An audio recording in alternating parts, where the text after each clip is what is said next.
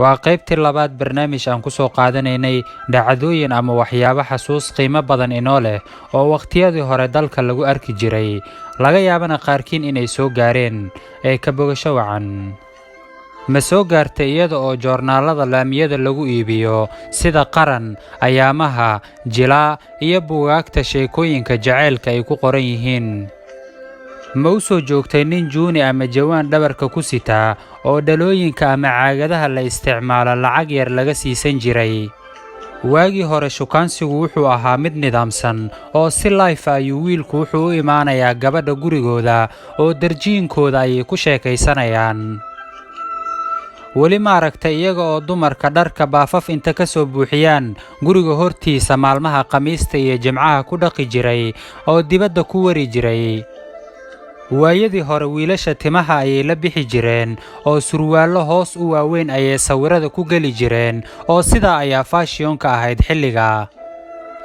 habeen kastoo Jimcaha masaajidda Allabari ayaa ka jiray oo cambuulo ayaa la bixin jiray. wakhtiga mawliidkana dadka qaar ilaa wakhti dambe inay sugaan ayaa dhici jirtay si ay hilib ama xalwad u helaan. ma u soo joogtay iyada oo bateriga qoraxda la dhigo si uu dab u helo kadibna raadiyaha la geliyo?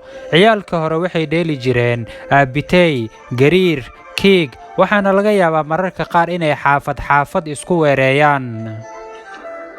waagii hore dugsiyada waxaa yaali jiray diin looxa lagu dhaqdo oo carruurtu qad ayay riiqan jireen, mararka qaar lagu daro xabag geedka laga soo jaray. canugii qaddiisa ay markaa wanaagsan tahay ayay inta kale tuugi jireen.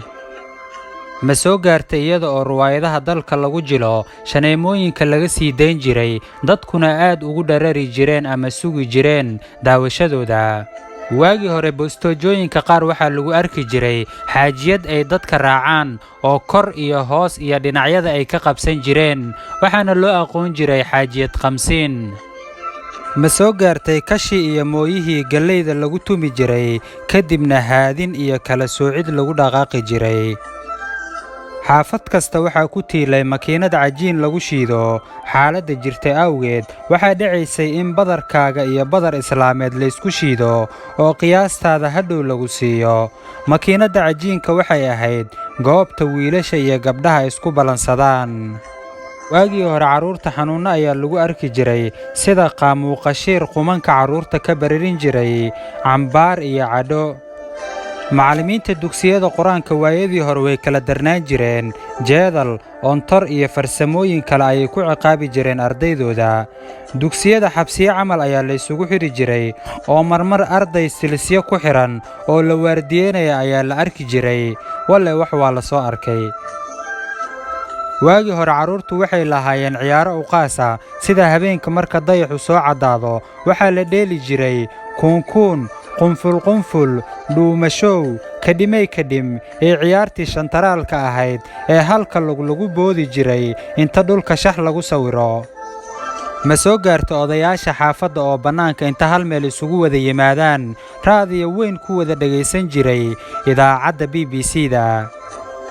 waagii hore bil walboo Ramadaan waxaa jiray garoomo ay dadka soo buuxdhaafin jireen sida qoob doorihii Kaaraan, minashii biyihii Wardhiigley, horseedkii Hodan iyo iskuul Jabuuti iyo kuwo kale. waxaana lagu qaban jiray tartamo xiise badnaa.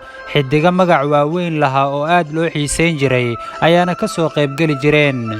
waagii hore derisku waxyaabo ayay kala qaadan jireen sida dunta iyo cirbadda, maacuunta cuntada, feerada dharka iyo wixii la mid ah. haddaba saaxiibayaal, waxaan filayaa inaad dhacdooyinkaas ama waxyaabahaas aad weli xasuusataan. inoo soo qor wixii kale aan iloobay ee adigu aad weli xasuusato. muuqaalkan waxaa laga yaabaa asxaabta kale inay ka faa'iidaystaane inoo sheer gareeya.